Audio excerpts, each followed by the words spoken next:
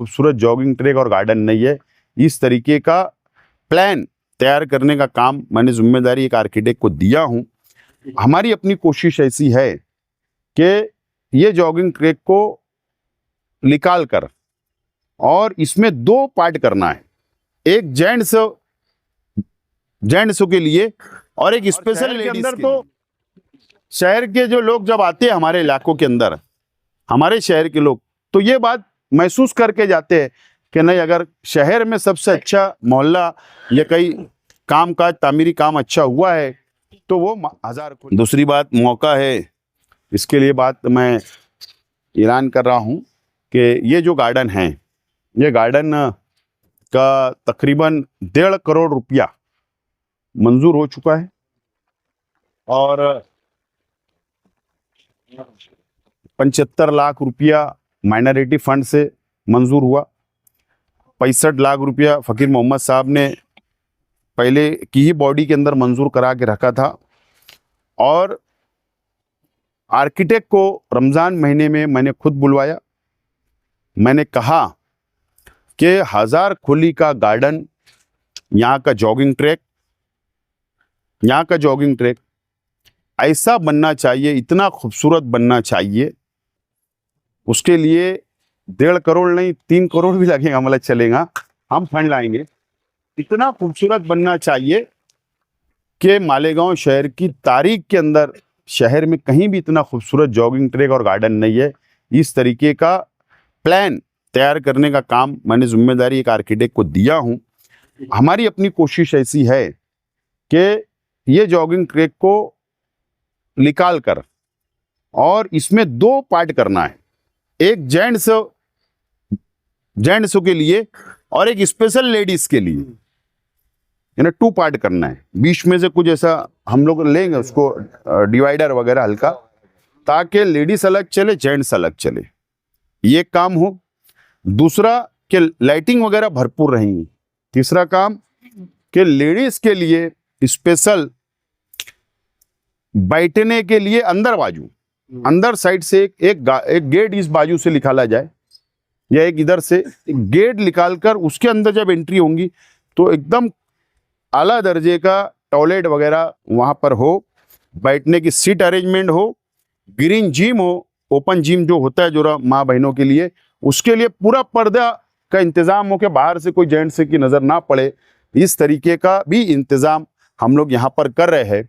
और गार्डन के बीच में मैंने कहा कि मेरी ख्वाहिश है कि गार्डन के बीच में इतना ऊंचा झंडा होना चाहिए हिंदुस्तान का कि पूरे शहर के हर बिल्डिंगों पे से दिखना चाहिए हिंदुस्तान का, और वो हमेशा लगा रहे। जैसे हम लोग एयरपोर्ट पे जाते या और बड़े इंडिया गेट पे देखते, तो इस तरीके का एक बड़ा झंडा वहां पर रहे, उसके ऊपर लाइटिंग वगैरह रहे और बहुत खूबसूरत इंशाल्लाह बनेगा।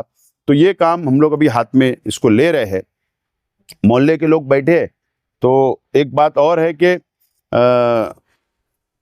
हमारी इससे पहले भी बात चली कि जिस तरीके से नूरबाग के अंदर शकील जानी बेग साहब ने कुछ प्लॉट को 7/12 उतारे में कन्वर्ट करवाया, यानी अलॉटमेंट लेटर है हमारा, तो उन्होंने कन्वर्ट कराया। तो अभी इरफान अली साहब है, फकीर मोहम्मद साहब है और उन लोगों को, बाकी मेम्बरान को बुलाकर माहड़ा में जाकर हम लोग उस तर्जों पे पूरी 1000 खुली के या माहड़ा के जितने प्लॉट है हम सब की खरीदी हो जाए, अलॉटमेंट का मामला खत्म कर दिया जाए और डायरेक्ट 7/12 हमको मिले।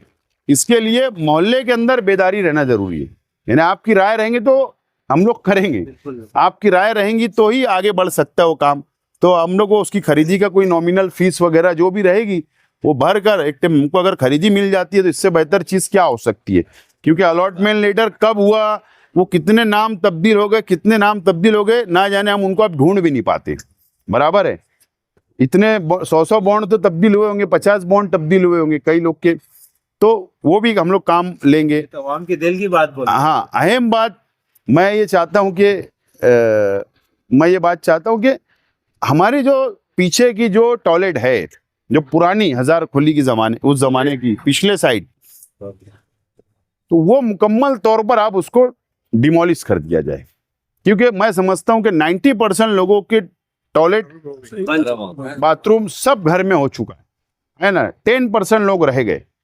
तो जो लोग रह गए उन लोगों को बोला जाए कि भाई आप भी घर में बना लो, तो हम लोग उसको डिमोलिश करके वो सेफ्टी टैंक वगैरह सब साफ करके, है ना, वहाँ पे कंक्रीट कर देंगे, कंक्रीट वगैरह कर देंगे, तो कम से कम पीछे माँ बहनों को वापर के लिए काम आएगा, कपड़ा सुखाने काम आएगा, कपड़ा धोने काम आएगा, चलने फिरने के लिए काम आएगा, गली बन सकती है अगर हम लोग अगर सोचे तो। लेकिन अतिक्रमण रुका तो मतलब अभी तो सफाई वाला कर्मचारी नहीं जा सकता, मुझे पता है। मेरे पीछे, मेरी गली के पीछे बोलो या आपकी गली के पीछे बोलो, हाँ, वो जा नहीं सकता, सफाई गटर नहीं हो पाती। लेकिन वो सब मसाइल हल हो सकते हैं। तो इस बारे में भी एक मीटिंग आइंदा कॉर्पोरेटर हजरात ले, ताकि हम लोग उसको पूरा डिमोलिश वगैरह करके जो बचे हुए काम है वो मुकम्मल इंशाल्लाह हम लोग करेंगे।